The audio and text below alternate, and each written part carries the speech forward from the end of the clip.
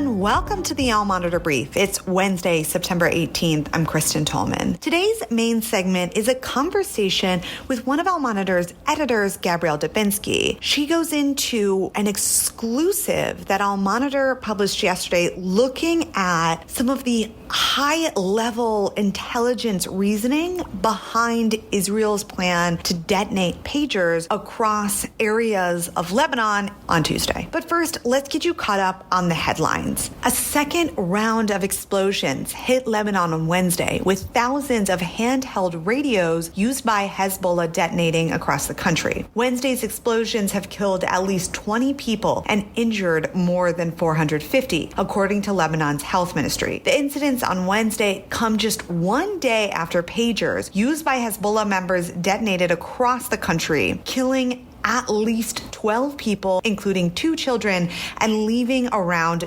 2,800 others injured. The large-scale attack, which was pinned on Israel, prompted a wave of global condemnations. Iran's foreign ministry called it a mass killing. On Wednesday, the Israeli military decided to move its 98th Division, which until now has been fighting in Gaza, to the Lebanese border region, indicating a shift in focus from the southern arena to the northern one. According to Israel's army radio, the elite force was set to continue fighting in Gaza, but army chiefs decided to send it north in the past 24 hours. And Saudi's crown prince said that there would be no Israeli normalization without a Palestinian state. The prince's comments follow the kingdom's top diplomat, saying that any deal with Israel would require a pathway towards a Palestinian state. All right, let's dive right into the interview. Hi, Gabrielle. Welcome to the All Monitor Brief. Hi, Kristen. Thanks for having me. So, Gabrielle, you and Tyler Huffman, All Monitor's managing editor, had quite a big scoop yesterday where you wrote that Hezbollah's suspicions forced Israel to expedite its pager attack in Lebanon. Can you just tell us a little bit more about what your reporting led to and what you found out? Sure. So, like many reporters around the world were scrambling to find out what had led up to this quite remarkable pager attack on Hezbollah fighters and members yesterday in Beirut and also in southern Lebanon and in parts of Syria. And speaking to high-level regional sources, my colleague Tyler and I found out that this was actually not the Israeli intelligence apparatus's preferred course of action. After infiltrating the pager devices, and that the timeline is still a little bit unclear, but we believe it was over the last few months that Hezbollah obtained these pages. Israeli intelligence found out that at least 2 Hezbollah members had actually found out about the plot, that these pages were compromised. And so along with Prime Minister Benjamin Netanyahu and Defense Minister Gallant, they huddled at Israel's defense headquarters in Tel Aviv and were deciding what to do about it.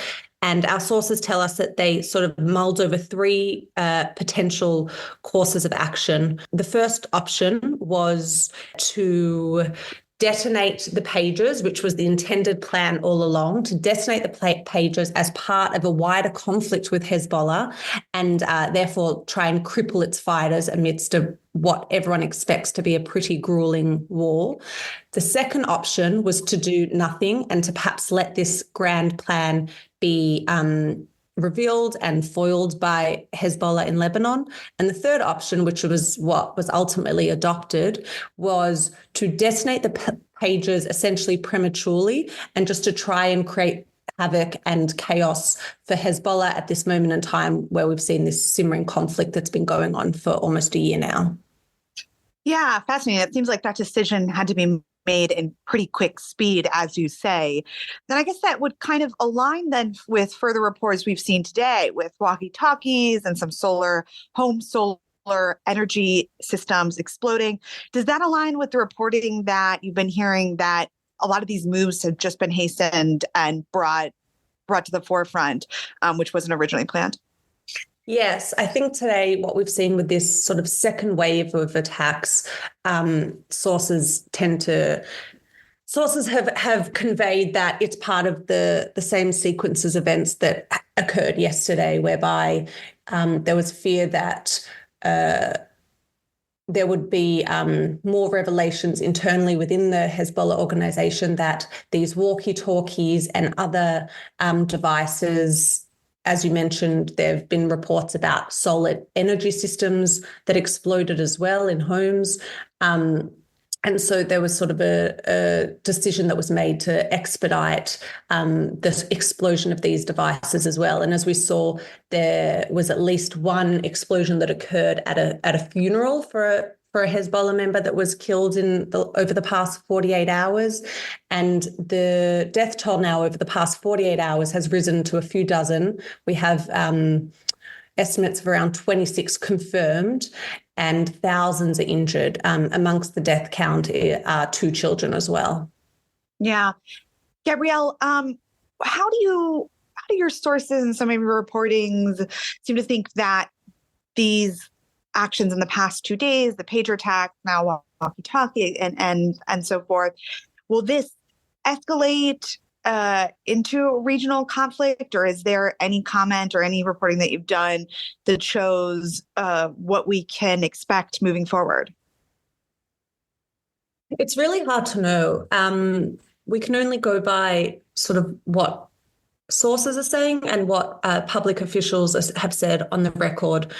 Today, Israel's Defense Minister Yoav Gallant was visiting an airbase in northern Israel, and he made clear that Israel's focus, the military's focus, has shifted from the Gaza Strip to the northern arena, the border with Lebanon. And he even referenced Hamas, the militant group that rules in the Gaza Strip, and he said, what we're going to face, or what we are facing in the north, is a much mightier task ahead of us. And that's sort of referring to the fact that Hezbollah has amassed at least 150,000 projectiles, according to Western estimates. And then at the same time, Hezbollah and Iran as well have vowed to respond forcefully to the attacks we've seen over the last 2 days. I guess much will come down to what Hezbollah Secretary General Hassan Nasrallah says tomorrow when he makes an address around 5 p.m. local time. And both Israeli, American, and regional leaders will be watching very closely for what he has to say. And I'll monitor as well. Gabrielle, thank you so much for all of your reporting and keeping us up to the minute. Thanks, Kristen. That's it for today, September 18th. You can read all these stories and more impacting the region at allmonitor.com.